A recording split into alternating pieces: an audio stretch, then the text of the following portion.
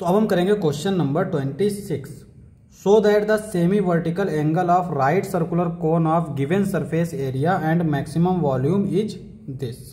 तो पहले तो क्वेश्चन को समझो कि वो कहना क्या चाह रहा है। यहाँ पे कह रहा है कि show that the semi vertical angle. तो देखो कोन अगर हमारी है इस तरह की और ये हमारा चूंकि राइट एंगुलर कोन है तो इसका मतलब ये 90 डिग्री एंगल होगा। इसको बोलते हैं हम लोग सेमी वर्टिकल एंगल, इसको हम मान लेते हैं theta.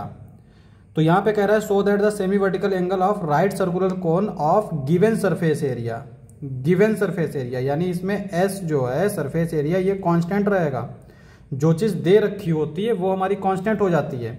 And maximum volume is this, यानी हमें मैक्सिमम वॉल्यूम पर प्रूफ करना है कि जो सेमी वर्टिकल एंगल होगा वो इसके इक्वल होगा। बेसिकली यही हमसे कह रहा है, ठीक है। तो सबसे पहले तो हम इसको जो है हाइट वाइट मान लेते हैं। यहाँ पर देखो इसको हम मान लेते हैं ये है हाइट h, ये रेडियस हो गई r और ये l स्लैंट हाइट, और s हमारा हो जाएगा सरफेस एरिया, v हो जाएगा वॉल्यूम। अब यहाँ पे अगर एंगल की बात करें तो ये हमारा साइन के फॉर्म में दे रखा है, और जब हम साइन थीटा देखते हैं तो साइन थीटा होता है, इसको हम लोग बोलते हैं लंब अपॉन कर्ण, यानी कि ये आएगी सामने वाली r और ये जो हाइपो है ये l, यानी p अपॉन h होता है, तो r अपॉन l आएगा। तो साइन थीटा के फॉर्म में हमारा r अपॉन l। तो बेसिकली हमें रेशियो निकालना है r अपॉन l का। तो इसका मतलब हमें जो फंक्शन चाहिए जिसके हम मैक्सिमम वॉल्यूम फाइंड कर रहे हैं, तो वॉल्यूम को हम r और l के फॉर्म में लिखेंगे, तभी हम इसको जो है फाइंड कर सकते हैं। तो बेसिकली वॉल्यूम हमारा होता क्या है, v is equal to 1/3 pi r square h, ठीक है। तो अब यहाँ पे r तो दे रखा है, लेकिन इस h को हमें हटाना है क्योंकि हमें l और r के फॉर्म में लाना है। तो यहाँ पे h हमारा क्या होगा, चूंकि ये राइट एंगल ट्रायंगल है तो इसमें हम पाइथागोरस थ्योरम लगा सकते हैं। तो यहाँ से अगर हम देखेंगे तो h जो आएगा वो हमारा आएगा under root l square minus r square, ये आएगा।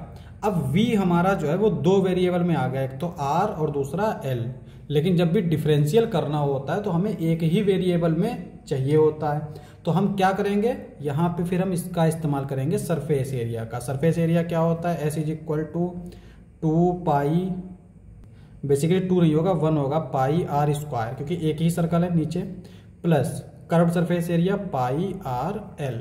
यहाँ से l की वैल्यू निकालेंगे तो ये आएगी s minus pi r square upon pi r।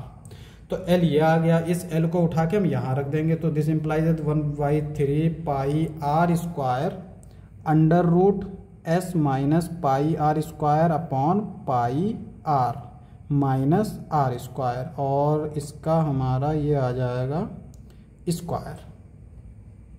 अब यहाँ पे हम लोग इसको सॉल्व कर लेते हैं। 1/3 pi r square under root, ये होगा s minus pi r square का होल स्क्वायर, यानी ये आ जाएगा पाई r स्क्वायर का होल स्क्वायर, और नीचे आएगा पाई स्क्वायर r स्क्वायर। तो पाई स्क्वायर r स्क्वायर, और जब पाई स्क्वायर r स्क्वायर को इससे मल्टीप्लाई करेंगे तो ये आएगा पाई स्क्वायर r की पावर 4। इस तरह से ये आ जाएगा हमारा, ठीक है।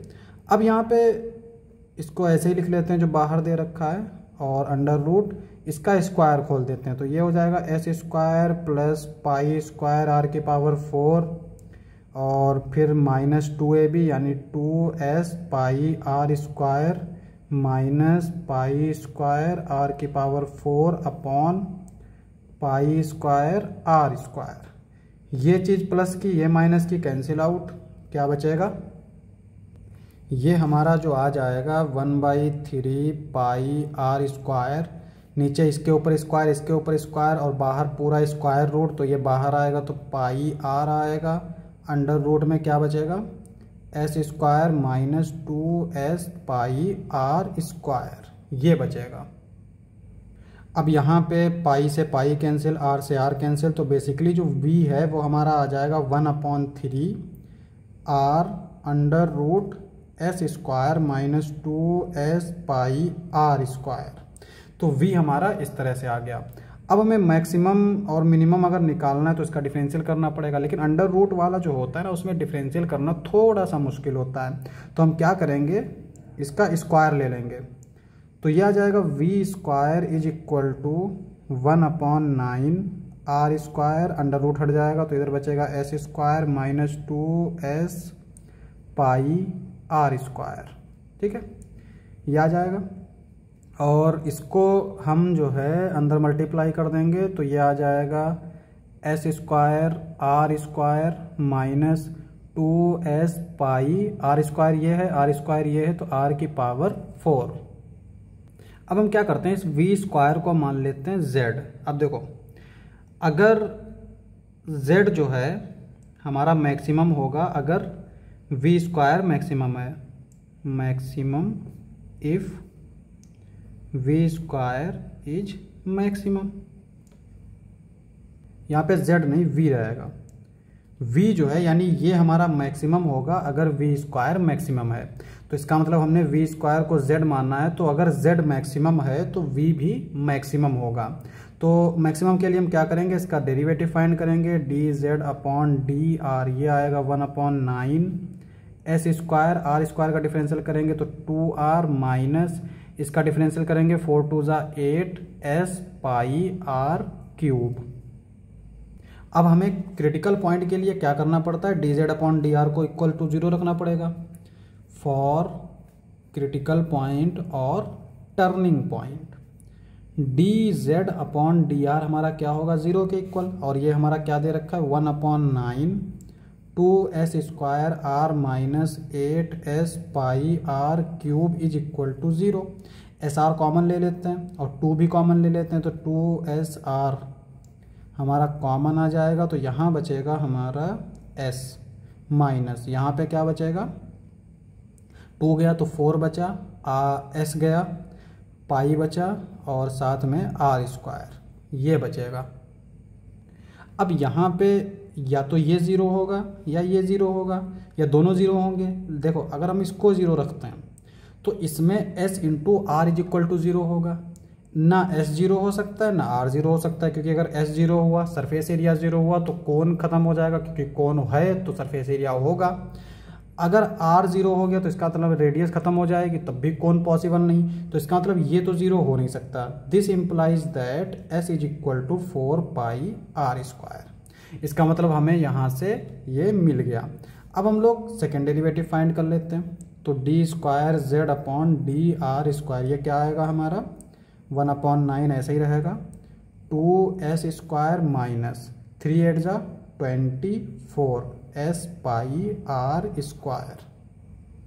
अब यहाँ से हमें s जो है वो कॉमन मिल जाएगा, तो s को हम बाहर लिख लेंगे, तो ये आ जाएगा 2 भी कॉमन मिल रहा है तो 2s कॉमन ले लेंगे, तो 2s अपॉन 9 यहाँ बचेगा s माइनस 12, s तो बाहर चला गया, पाई आर स्क्वायर ये बचा।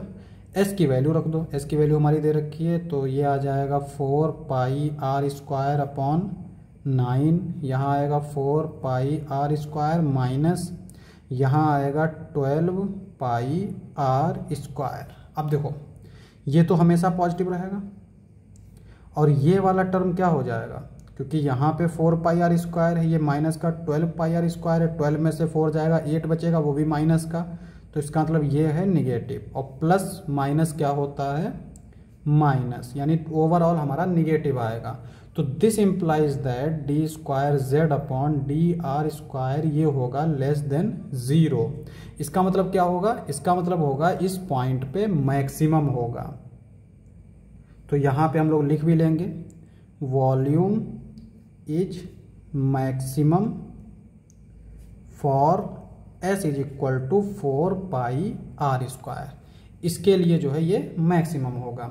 अब हमें r अपॉन एल निकालना यानी रेशियो निकालना है, तो देखो हमने जो पॉइंट निकाला है वो क्या आया है, s is equal to 4 pi r square, यही आया है, देख सकते हैं ये। और s जो है वो हमें दे रखा है ये चीज़, तो यहाँ पे रखेंगे pi r square plus pi r, L is equal to 4 pi r square. सब में पाई आर तो कॉमन है, तो पाई आर से डिवाइड कर देंगे, ठीक है, डिवाइडेड बाई पाई आर। तो यहाँ पे क्या बचेगा, सिर्फ आर बचेगा, प्लस यहाँ पे बचेगा सिर्फ एल, यहाँ पे क्या बचेगा, पाई आर गया तो 4r बचा, ये आया। अब r वाले टर्म को एक तरफ लिख लेंगे तो ये r उधर चला जाएगा, इधर बचेगा l, 4r माइनस r यानी 3r बचा। और हमें चाहिए r अपॉन l, तो इसका मतलब ये आएगा r upon l is equal to 1/3, यानी r हमका इधर ही रखना है और l जो है इधर डिवाइड में जाएगा और ये 3 इधर डिवाइड में जाएगा, तो r अपॉन n क्या आएगा 1/3।